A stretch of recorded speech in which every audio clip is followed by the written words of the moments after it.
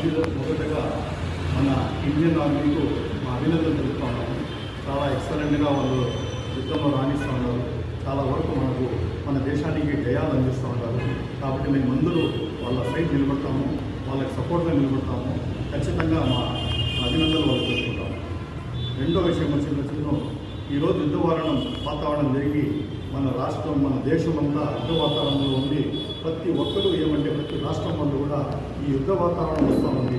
దీనికంతా మనం ఏ రకంగా చేయాలా అందరూ చీఫ్ మినిస్టర్లు కానీ అందరూ ఆ డీజీపీలను కన్సర్న్ డీజీపీస్ను అందరినీ అడ్మినిస్ట్రేషన్లో అందరికీ పిలిపించి ఏ రకంగా చేయాలా, ఏ రకంగా దీన్ని మనం ఎదుర్కోవాలా, ఏ రకంగా దీనికి మనం బయటపడాలనే ఉద్దేశంతో దేశమంతా ఎక్కడ చూసినా అదే విధంగా జరుగుతూ ఉంటే దానికి భిన్నంగా మన ఆంధ్ర రాష్ట్రంలో ఇక్కడ ఆంధ్ర రాష్ట్రంలో ఈ కూటమి ప్రభుత్వం వచ్చిందను తప్పుడు కేసుల మీద వాళ్ళ టార్గెట్ ఉందో దాని మీదే పోతున్నారు.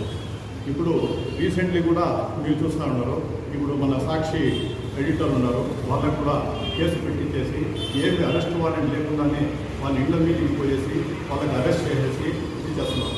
అదేవిధంగా మద్యం కేసులు కూడా లిక్కర్ కేసులు కూడా తప్పుడు కేసులు పెట్టించేసి అందరికీ తప్పుదోవ పట్టిస్తూ ఏ డెవలప్మెంట్ చేయకపోయినా ఈ రకంగా వీళ్ళు వచ్చిన ప్రజలకు మభ్యపెడుతూ కాలం గడుపుతున్నారు తప్ప మన దేశాన్ని కానీ దానికి మద్దతుగా నిలబడదామనే శాసే వాళ్ళకి.